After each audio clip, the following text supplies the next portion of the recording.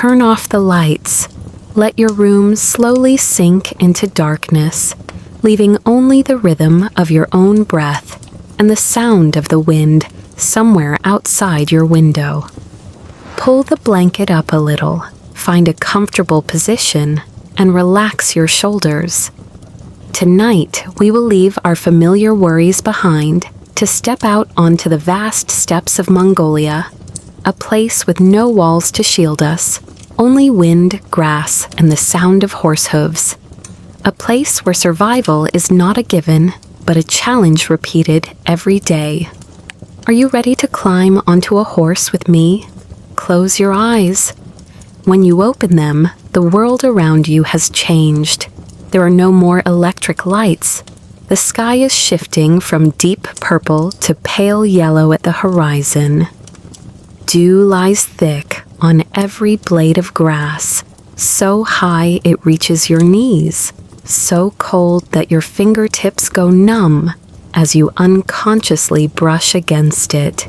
Beside you, your horse gives a soft neigh, its breath puffing out in a white cloud, warm and smelling of dry grass and wood smoke. The coarse woolen coat feels heavy on your shoulders, the stiff fibers rubbing against your skin, both rough and strangely comforting. A reminder that today will be another long day, but you will be fine. Inside the felt tent or yurt, the embers are still glowing. The smell of sheep fat, burnt wood, and a hint of ash clings to the fabric. Outside, the steppe opens up without end, so flat you can clearly hear a dog barking from another camp, a child giggling, and the sound of the herd of horses quietly stamping their hooves on the hard ground. The adults don't talk much in the morning. They work with their hands, coiling ropes, checking saddles, brushing the dew from a horse's mane, as if grooming the hair of a long-time friend. Breakfast arrives in silence. A piece of dried mutton, gray and tough, but it sweetens as hunger awakens. A leather pouch of arog, fermented mare's milk, is passed around. The first sip is always a bit of a shock, its sourness tickling your tongue, so pungent it makes your nose sting. But the second sip warms your belly, and the third suddenly becomes as comforting as a morning greeting. Here, people don't ask, "Is it good?"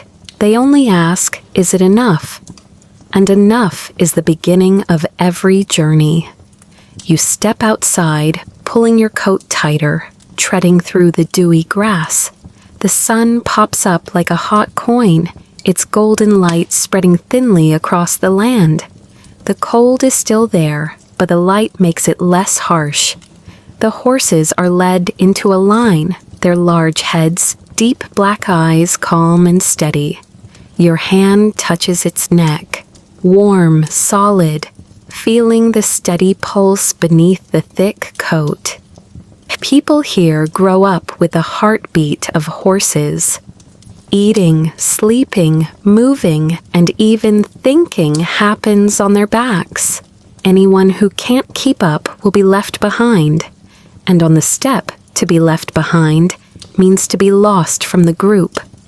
A child darts past, clutching a tiny bow, his saddle older than he is. He doesn't look at you. He leaps onto his horse as smoothly as water filling a vase. Neat, precise, with no wasted motion. The adults tighten their straps. Someone gives a short whistle. The entire camp stirs like a living, breathing creature. Yurt poles are taken down. Felt is folded. Belongings are neatly tied onto the backs of other horses. There are no long commands. Everything happens as if guided by muscle memory.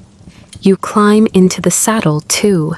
The wind rushes past your ears, the scent of wet grass and old leather wafting by like a familiar, forgotten tune. The first step is always dry, a light dust kicking up as your body finds its balance. Then, gradually, you sink with the horse. Your back bounces in rhythm. Your hips relax. Your breath falls in time with the hooves. From now on, you will learn to eat on horseback, drink on horseback, and even dream a short dream on horseback. The Mongols don't wait for the sun to be high to start their day. They start when the wind says it's time. In the thin slice of silence before the caravan picks up speed, you look around one more time.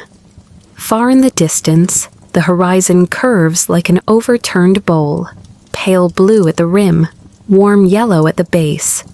Closer, the saddles have been polished smooth by generations. The leather pouches sway gently with the horse's rhythm.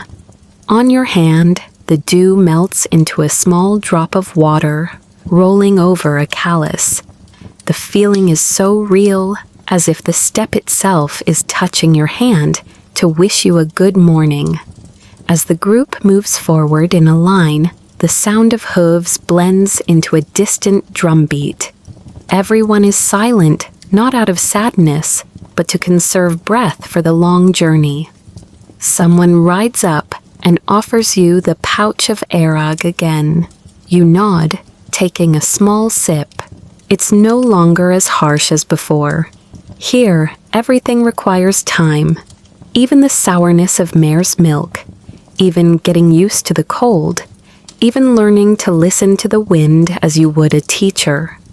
And gradually you realize surviving on the steppe isn't a heroic feat, it's a habit. The sun climbs a little higher, the shadows of people and horses stretch and then shrink on the grassy carpet. You want to ask, where are we going? But the question sounds out of place here. The Mongols don't go to a place, they go through today. They change horses when the horses tire, change their pace when the wind changes direction, and break the silence with a short story when evening falls. But for now, the morning has just begun, and you, along with them, are gliding lightly over the earth like a slender stream of water. If you feel your eyelids growing heavy, just let them close. The caravan keeps moving, the wind keeps blowing, the horse keeps breathing steadily. You can sleep for a while in the gentle rocking motion, as if lying in a hammock of grass and sky. When you open your eyes again, the sun will be different, the color of the grass will be different, but the steppe will be the same, vast, straight, and honest. And you will be a little different too, less noisy, less afraid, calm enough to take on another day. Here, people don't wish you luck. They just nod, tighten their saddles, and ride on. As the sun has climbed higher from the horizon, your stomach begins to rumble softly.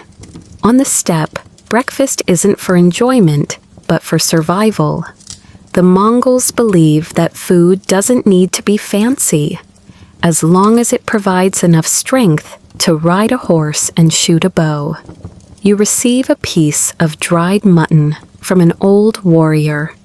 It's as hard as a rock, with edges so sharp you have to tap it with a knife to break a piece off.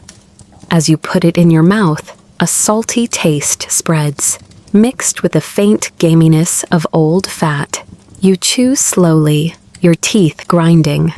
It's truly difficult to swallow at first, but gradually the subtle sweetness of the meat emerges, as if hidden within the tough sinews. A small leather pouch is passed to you. It's arag, fermented mare's milk. The first sip always makes newcomers grimace, sour, strong, with a smell like the wind has been trapped in the bag for too long. But then the cold in your stomach is chased away, replaced by a strange warmth. The Mongols drink it like water, quickly, neatly, without flinching. For them, arag is not just a drink. It's a part of their blood and bones. You sit down, your legs still numb from the early morning ride. Around you, the troop chews in silence. There's only the sound of grinding teeth, the creak of leather saddles, and the steady breathing of horses. Occasionally, a child peeks out from a half-dismantled yurt, their dark eyes shining brightly, a small finger dipping into a bowl of milk, licking it hastily before giggling. Breakfast ends as quickly as it began. There's no lingering, no enjoy your meal, just enough to keep going. The Mongols have a saying, those who eat slowly will be left behind. And on the step, being left behind means disappearing. You wipe your mouth with the back of your hand, the salty taste of dried meat still on your tongue, your throat still warm from the fermented milk. A young warrior looks at you, not smiling, just giving a slight nod. In his eyes, you understand. Breakfast isn't for pleasure, but to remind you that today will be another long day, and survival is the only job that needs to be done. After the hasty breakfast, there is no time to sit and rest. You stand up, pat your horse's neck, feeling the warmth under its thick coat, and place your foot in the stirrup. The movement might be clumsy for you, but for a Mongol, it's as natural as breathing.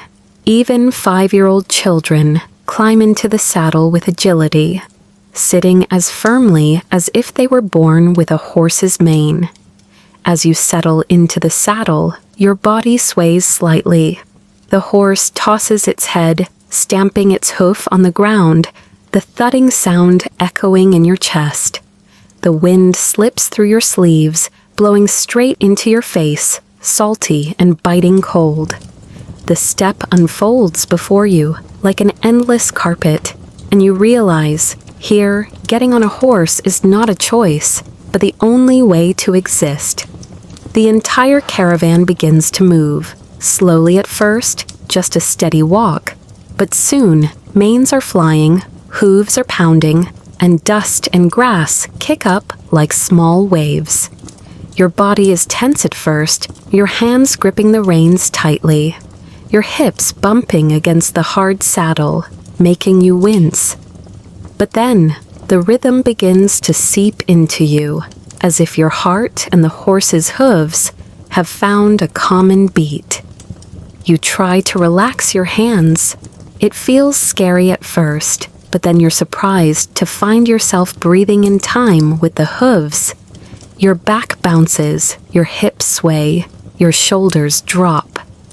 All tension melts away, leaving only a smooth flow carrying you forward. For the Mongols, a horse is not a vehicle, it's a part of their body. They eat on horseback, taking a bite of dried meat, a sip of milk while galloping. They talk, laugh, and even take catnaps on horseback. Their entire lives are tied to that rocking rhythm. An old warrior rides alongside you. He pulls a piece of meat from a leather pouch hanging from his saddle, chews it slowly, then suddenly turns completely around in his saddle, still seated, and draws his bow. The movement is as fluid as water. The arrow flies, whistling, and embeds itself in a wooden post far away. Then he turns back, as if nothing special happened. You understand. To survive, you must do everything on horseback. From eating and drinking, to fighting and even thinking. The sun climbs higher, its glare making you squint. Dust sticks to your lips, your throat is parched. A leather water pouch is passed to you. You take it and drink a small sip. The taste is sharp and gamey, but it soothes your throat immediately. Beside you, children on small horses laugh joyfully as they ride. Their laughter carries far, blending with the sound of hooves, like a never-ending song. By noon, you feel your body growing tired. Your back aches, your legs are numb, your hands are calloused. But the Mongols consider this normal. To them, fatigue is just a sign that you are still alive. When the horses slow their pace, some riders will lean down onto their horse's mane, dozing for a few minutes, before sitting up and continuing on. Sleeping on horseback isn't strange, it's a survival skill. The wind changes direction, blowing stronger. The grass rustles like ocean waves. You pull your coat tighter, hugging the saddle. The entire caravan leans in unison, like a flock of birds changing direction. No shouts, no commands, just the horse leading and the rider following. From a distance, the army looks like a moving river, winding with the will of the wind and the shape of the land. As evening falls, the golden light fades into a deep orange. The horses' shadows stretch long, flickering like giant phantoms. You are exhausted, your eyelids heavy, but your body still moves in rhythm with the galloping hooves. In that moment, you realize, on the steppe, the horse is your home, your bed, your hearth, your everything. If you happen to close your eyes, the rhythm of the saddle will carry you into a dream. A dream with no walls, only grass, wind, and an endless sky. And when you open your eyes, the steppe will still be there, stretching on forever. And the horse will patiently carry you through another day. Just as you've grown accustomed to the gentle rocking of the horse's back, the atmosphere suddenly changes. The caravan slows slightly and a signal rings out. Not a loud shout, but a short sound, like a bird taking flight. Everyone understands instantly. This is no longer a simple journey. This is practice, or perhaps a real battle.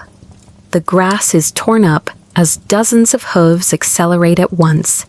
You feel your heart pound, but all around you, everyone remains calm. A young warrior gallops ahead, then suddenly pulls the reins, making his horse turn sharply. His body twists in the saddle, one hand on the reins, the other raising a bow. The arrow flies, whistling through the wind, and embeds itself in a wooden target set far out in the grass. It all happens in the blink of an eye, so fast you barely have time to breathe. This is the secret of the Mongols, feigning retreat, then shooting backward at the pursuing enemy. This tactic has spread terror across Asia and Europe. You imagine an army thinking they've won, cheering as they give chase, only to be met with thousands of arrows from cavalrymen who have turned to shoot backward. A battle can end with just that illusion. The sound of hooves is deafening, dust flies, obscuring everything, and dry grains of sand scrape against your face. The acrid smell of horse sweat mixes with the scent of leather from the saddles.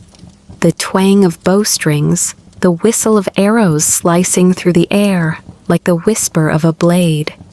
Everything blends into a chaotic yet rhythmic symphony, and it is this rhythm that lures the enemy into chaos and then defeats them. You try to lift the rough bow.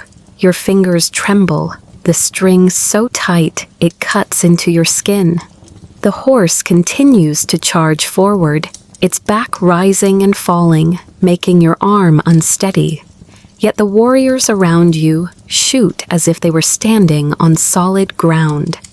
Their arrows are not just weapons, they are an extension of their breath. For a moment, you relax.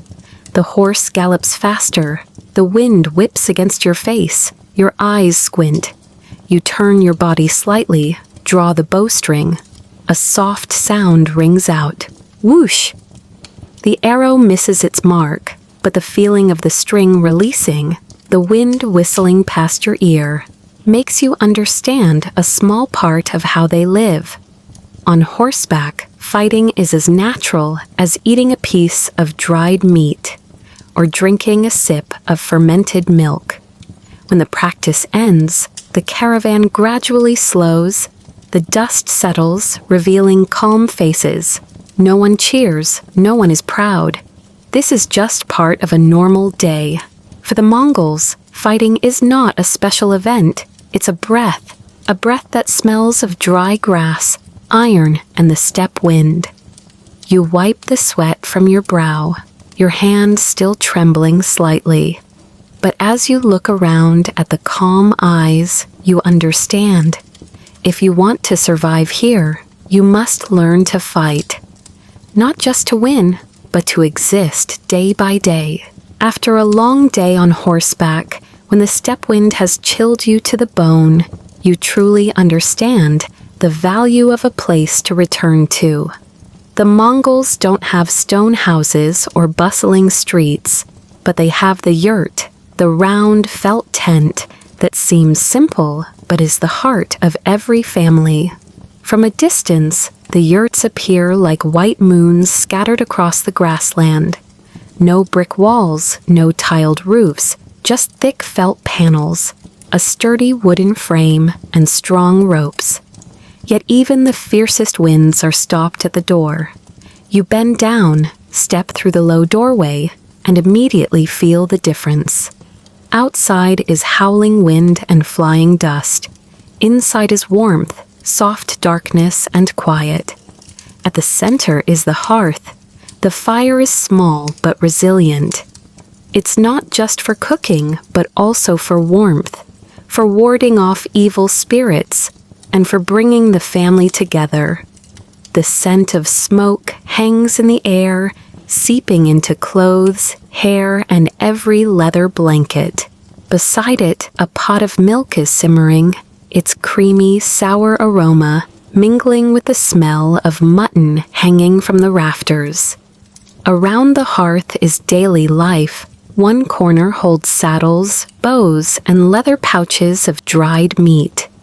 Another corner is piled with fur blankets, woolen coats, and sometimes small silver or bronze trinkets, few but precious treasures.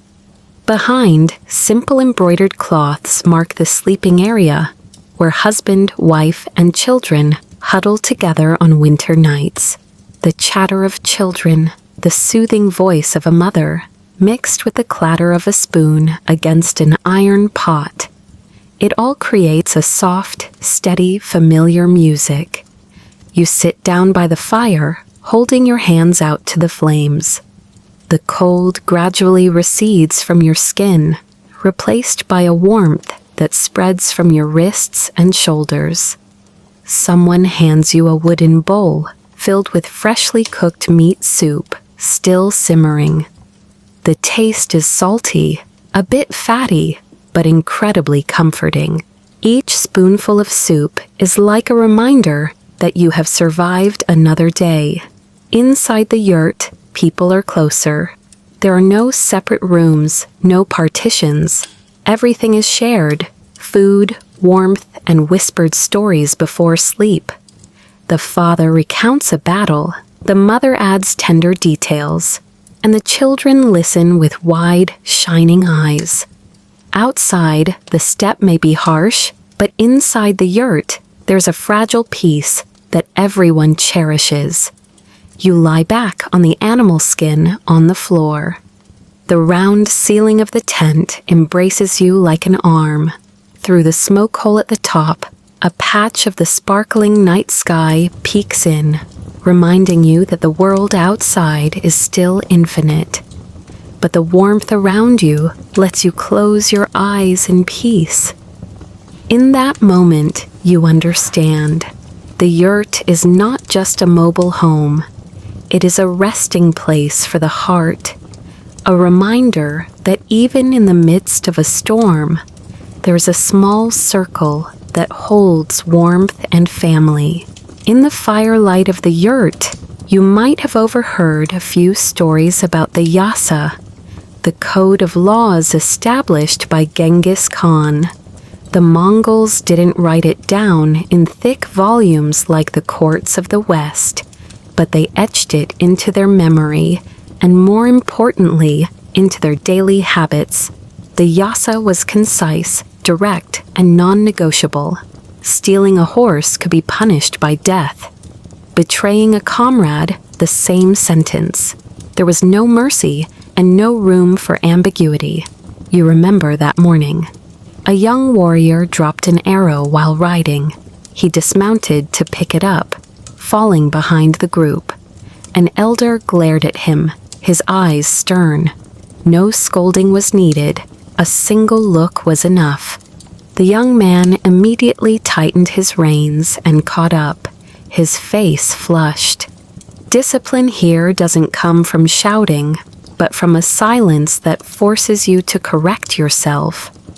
At dinner, the food is divided equally. The leader eats last, and the common soldier receives the same portion of meat and soup as the cavalry commanders. Because the yasa emphasizes an army is only as strong as its weakest member. If one person is left behind, the entire group is weakened. You realize this fairness comes at a price. No one dares to break the law. A small mistake can be punished publicly, in front of everyone. In the yurt, as night falls, you hear children being taught with simple phrases. Don't be greedy, don't lie, take care of your horse. These teachings are few in words, but they echo in the memory like the sound of hooves, rhythmic and indelible. Sitting by the fire, you understand that the yasa is not just a law. It's the thread that holds the entire empire together. A nomadic community, constantly on the move, can still become a storm that sweeps across continents because everyone knows their boundaries. Outside, the wind howls across the vast steppe. Inside, the fire crackles, illuminating thoughtful faces. And you wonder, is it frightening to live under such a rigid framework? Perhaps, but in a place where nature constantly tests humanity, discipline is the only armor they have for survival. As darkness falls, the steppe wind grows colder and sharper. The yurts have been set up in a circle, like a soft wall enclosing the community. At the center, a large fire blazes, its golden light reflecting on faces, saddles, and the bows hanging nearby. You sit down, holding your hands near the flames, the numbness from the afternoon gradually leaving your skin. Over the fire, a large iron cauldron sways. Mutton fat drips and sizzles, falling onto the hot coals, sending up a thick, fragrant smoke that mingles with the smell of leather and dry wind. Someone flips a piece of meat. The outside is charred, releasing a sweet, strong aroma that makes your stomach rumble incessantly.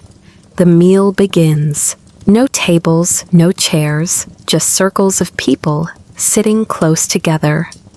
A hot piece of meat is passed from hand to hand. No forks, just short knives and calloused hands. They eat in silence, chewing while listening to the crackling fire.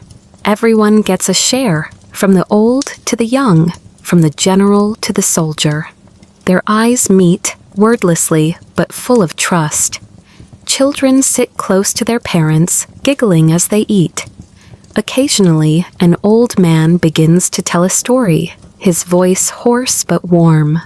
He speaks of an old battle, of long journeys, of the horse that carried him through a white winter. Each story is short, sometimes just a fragment of memory, but it's enough to make everyone listen in silence. You listen too, feeling as if his voice is weaving invisible threads that connect everyone. A woman ladles soup from the cauldron, steam rising, the scent of wild onions and mutton filling the air. You take the wooden bowl and sip a little. The salty, fatty, hot liquid spreads down to your stomach, then radiates out like a second fire within you. The cold no longer makes you shiver. It's just a faint backdrop to the enveloping warmth. Outside, the wind still howls, but within the circle of fire, it sounds like distant background music, no longer threatening. The firelight dances on tired but peaceful faces. A few people laugh softly, their voices hushed as if not to wake the night. You lean back and look up at the sky.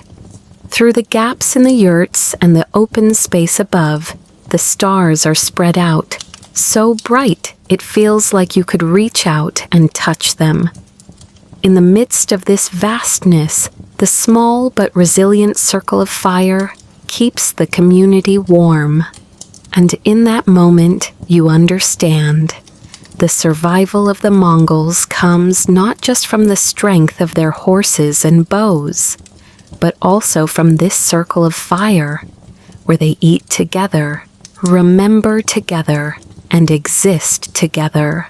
The warmth of this fire also brings to mind another time, a harsh winter, unlike any you have ever known. Here the wind is not just cold, it cuts, it whistles through every seam of your clothing, penetrates the layer of fur, leaving a sensation like a thin blade being lightly drawn across your skin. You pull your woolen coat tighter around your neck, but the cold still seeps in, chilling you to the bone. Snow doesn't fall in gentle flakes, but in thick sheets that cover the ground, erasing all traces of paths. The grass is buried, the livestock grow thin, horses exhale clouds of white breath, huddling together for warmth. The Mongols do the same. At night, they huddle together, lying close to their horses, sharing warmth. The horse's heart beats steadily against your ear, its breath on your face, warm like a promise that you will survive the night. Inside the yurt, the fire flickers, but on the steppe, firewood is a luxury. People gather dried horse dung, piling it up to burn. This fire doesn't blaze like wood, but it is slow, steady, and a source of life. The smoke rises, pungent and acrid, clinging to your clothes and hair. You breathe it in, your eyes sting, but you are grateful, because in 30-degree cold, any warmth is more precious than gold. Winter meals are also simpler. The dried meat is as hard as a rock and must be heated for a long time to soften. The soup is thin, more water than meat, but still enough to ward off the cold in your stomach. People eat quickly with little talk. There's only the crackling of the fire, the howling wind outside, and the anxious stamping of horses' hooves. Winter nights are longer than the days. You lie in the yurt, your back against the animal's skin, listening to the wind whistle through the walls. Whenever the fire dies down, darkness floods in, so thick you feel it could swallow you whole. Someone stirs, their arm brushing against yours. That small contact in the midst of the endless cold is enough to make you feel you are not alone. Occasionally, someone doesn't make it through the winter. A horse collapses, and so does a person. There is no loud mourning, only a heavy silence, and then the caravan moves on. Because on the steppe, winter waits for no one. You close your eyes, listening to the steady rhythm of the wind, the soft breathing of the horses, and the cold is gradually replaced by the warmth from the hearth, from the horses, and from the people lying close by. In that moment, you understand. The Mongol winter is not something to be fought, but to be lived with discipline, with patience, and with small but enduring acts of sharing. As winter recedes, the steppe reveals a different face. Not just wind and hooves, but trade routes that stretch across the land. The Mongols, once nomadic cavalry, have turned their yurts into centers of commerce, mobile markets in the vast grasslands. You enter a large cluster of yurts, no longer silent like the night before. Instead, there's a cacophony of sounds, merchants chattering in languages you've never heard, the long groans of camels, the jingling of bells on horses' necks. The atmosphere is so lively, you feel like you've entered a city without walls. The smells are also different. Alongside the familiar scent of mutton and wood smoke, there are now the pungent aromas of spices from the south, the faint fragrance of exotic tea, and the scent of precious woods. On a carpet spread out on the grass, merchants display their wares: silver bars from Central Asia, silk fabrics from China, clear glass from Persia. The Mongols don't just wield bows and swords, they also hold bags of silver and contracts, knowing that true power comes from controlling the flow of goods. The name Karakoram is mentioned in conversation. It is the capital, not a towering stone fortress, but a place where the largest yurts gather, becoming the administrative center of the empire. There, envoys from all over Asia and Europe bow before the white wolf banner. You imagine the scene: hundreds of felt tents erected side by side, flags flying high, and around them a sea of people, horses, and goods. Amidst the bustling crowd, you see warriors still sitting upright in their saddles, their eyes scanning everything, a reminder that commerce only exists when there is power to protect it. The Silk Road, once plagued by bandits and interruptions, is now safe under the hooves of the Mongol horses. The Pax Mongolica, the Mongol peace, is not a gentle peace, but an order built with iron and blood, in exchange for goods flowing freely across the continent. You sit down by a pile of goods. A merchant offers you a handful of bright red spices, so pungent they make you sneeze. He laughs, speaking in a language you don't understand, but his eyes light up. It is the joy of trade, of a new chapter of life opening up. And in that moment, you realize this empire does not conquer by the sword alone. It conquers by the road, by commerce, by connecting distant lands into a single, breathing entity. But not all connections come from trade. Sometimes they come from a short letter, cold enough to make an entire court tremble. The Mongols did not like long-windedness. You imagine a messenger on horseback, carrying a tightly rolled leather tube.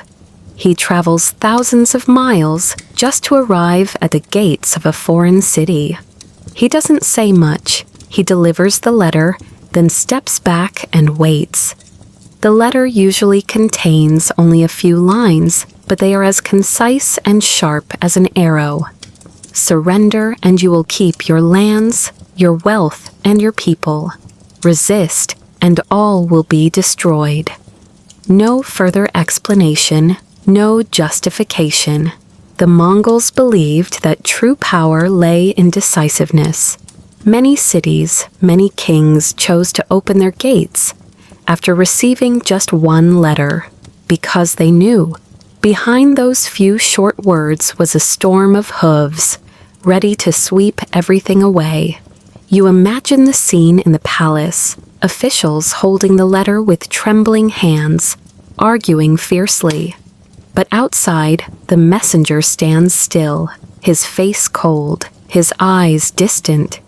He knows that the answer, whatever it may be, has already been decided. For the Mongols, diplomacy was not about negotiation, but about testing resolve.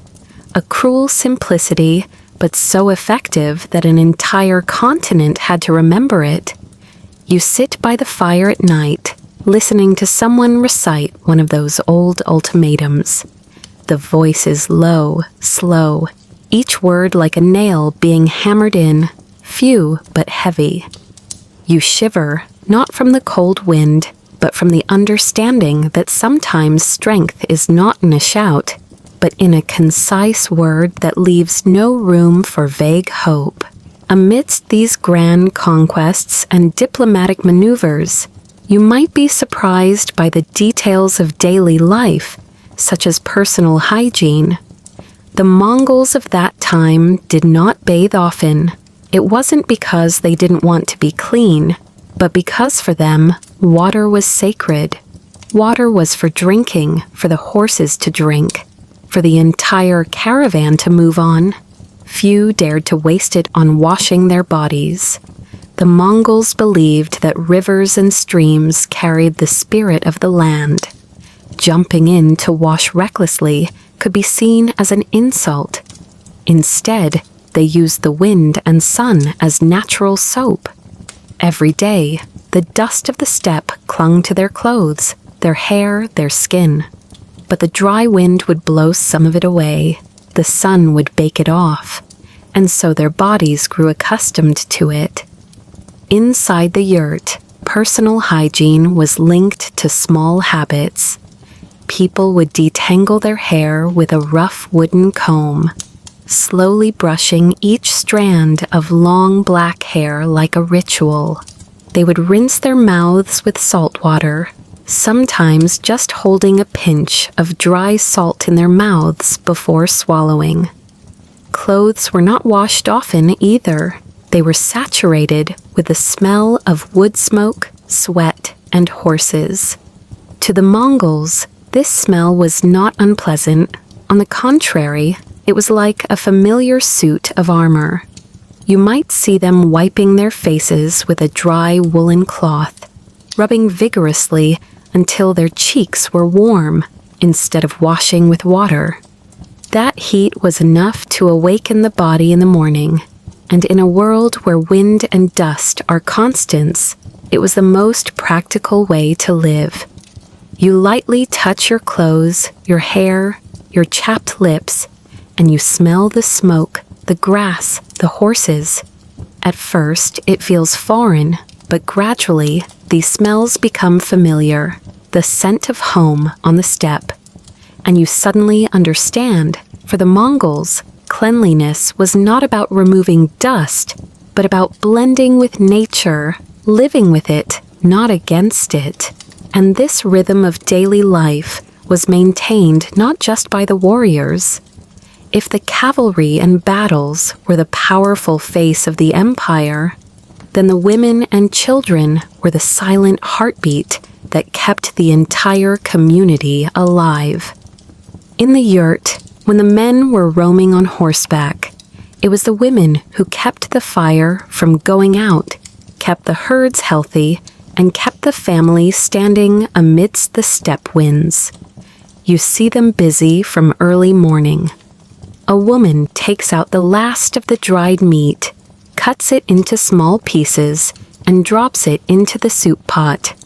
Her hands are calloused, but her movements are quick, neat, and skillful.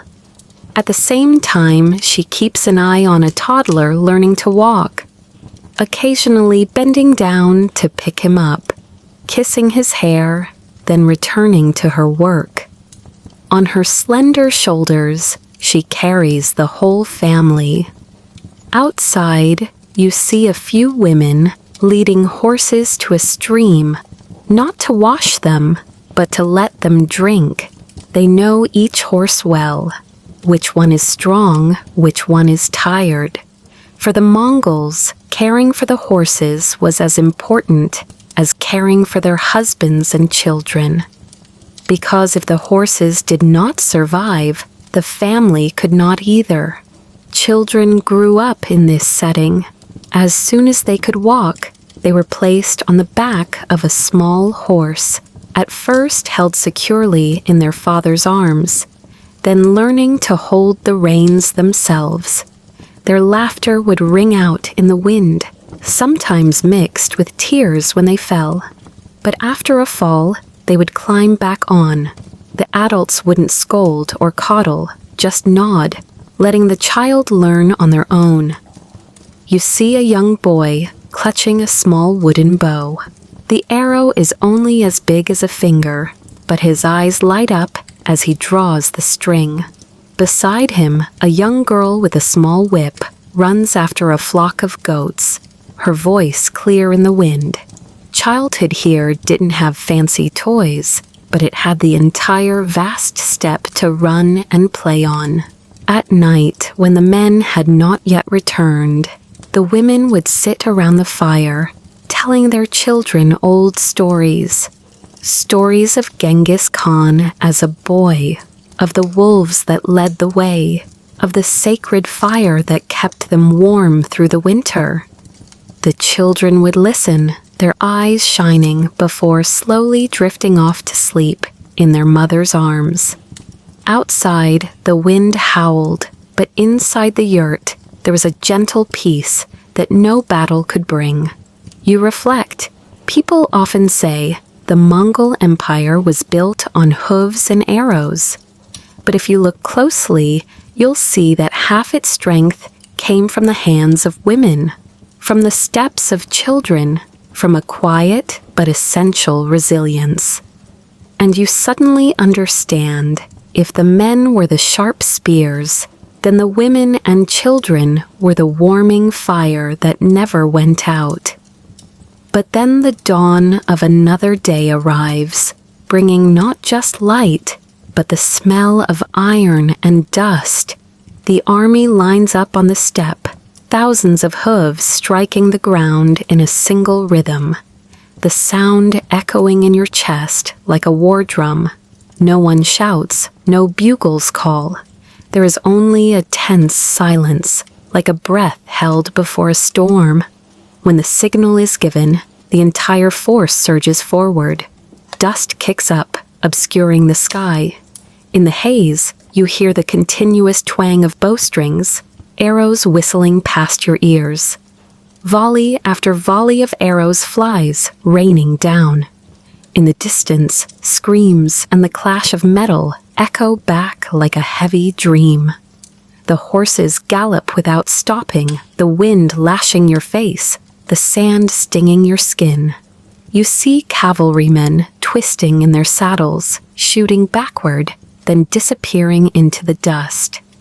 The city ahead has high, imposing walls, but to the horses it is just an obstacle.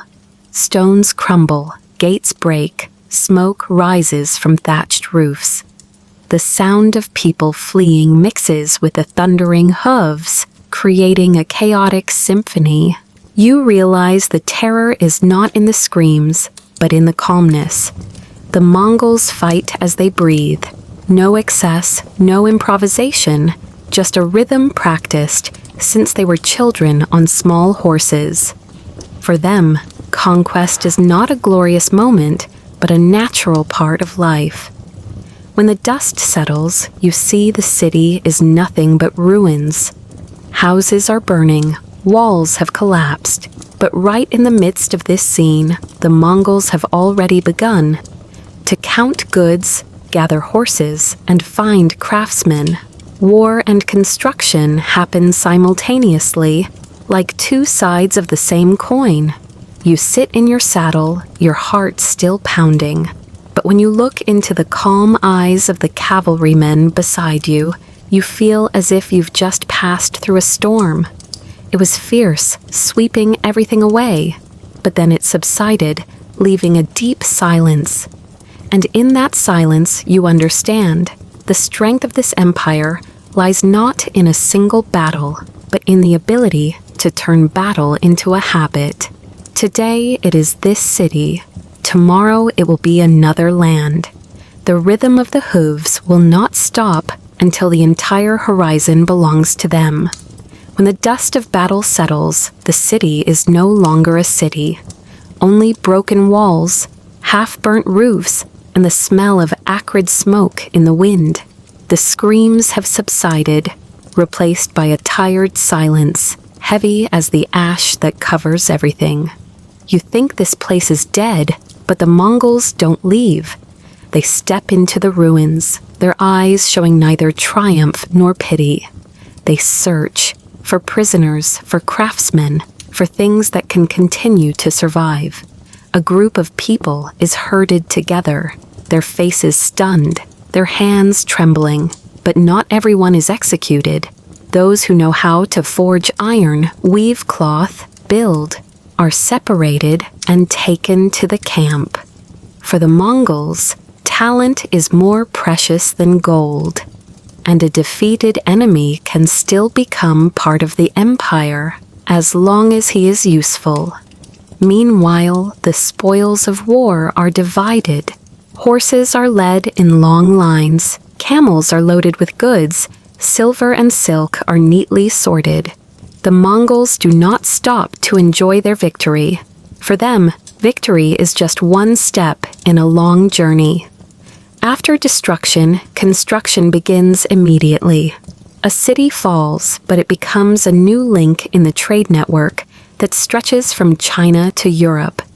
You see the stark contrast. On one side, ruins. On the other, busy hands rebuilding. By nightfall, felt tents have already sprung up amidst the rubble. Fires are lit. Soup is boiling again.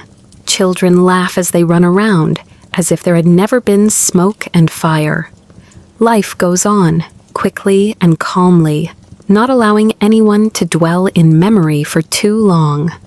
Some prisoners sit silently, their eyes empty, but the firelight reflecting in them gradually makes them realize they are still alive. And for the Mongols, to be alive means to still have the potential to become part of this great cycle. The empire doesn't just take, it knows how to keep, how to utilize, how to weave even the most disparate pieces into its own tapestry. You sit outside the yurt, listening to the horses graze, smelling the newly lit cooking fires. The once bustling city is now just a backdrop for a different rhythm of life. A strange feeling rises within you, a shudder at the destruction, and an admiration for the ability to regenerate. And you understand the strength of this empire lies not just in its ability to tear down, but in its ability to rebuild on the very ashes. They do not conquer to destroy, they conquer to gather, to expand, to make every land they pass through a part of themselves. When the long day of conquest and reconstruction ends, the steppe returns to its primal silence. No more thundering hooves, no more swirling dust, just the quiet wind and an endless expanse of darkness. You sit by a small circle of fire. The flames flicker, their yellow light faint but persistent, holding back the thick night. The fire crackles, smoke rising in a thin wisp, blending into the sky. Above, the entire Milky Way blazes, thousands of stars crowded together as if wanting to pour all their light onto the grassland. You look up, overwhelmed by a sky so vast it feels as if your own heart is expanding, beating more slowly in time with the universe. Around the fire, the Mongols sit in silence. A few stories are told, but in low, whispered tones, as if afraid to disturb the night's sleep. A child rests their head on their mother's shoulder, their eyes closed, their breathing steady. A horse lies down nearby, occasionally snorting softly, as if also wanting to contribute to the warmth of the camp. You pull your woolen coat tighter, feeling the heat from the fire seep into your skin. Outside, the cold is still there, but it's no longer frightening, because you know you are within a circle of fire, a circle of people, a circle of yurts. A fragile circle, but one that is enough to protect. The steppe night is long, but not heavy. It has its own rhythm, the distant sound of the wind, the sound of horses grazing, the soft crackle of burning wood. It all blends together, slow, repetitive, like a low lullaby. You feel your eyelids growing heavy, your breath slowing, your body gradually relaxing. In that moment, you understand, surviving in the Mongol Empire is not just about getting through battles, not just about riding horses and shooting bows. It's also about knowing when to stop, when to sit quietly by the fire and let your breath merge with the breath of the entire steppe. And so, under the starry dome, in the gentle breeze, you close your eyes. The long day is over. The night has begun. To embrace everything in its peaceful sleep. And then, when the fire is nothing but embers, when the steppe wind returns to its slow, steady breath, you see the simple truth clearly. To survive in the Mongol Empire is not to become a hero in a history book, but to learn to merge with nature, to share warmth, to maintain discipline, and to keep moving forward one day at a time. In the sky, the stars are as bright as they were 1,000 years ago. On the ground, the horses still stamp their hooves, and the people still gather together. You pull the blanket tighter, close your eyes, and let yourself drift into sleep. Because on the steppe, one day ends only to make way for another to begin.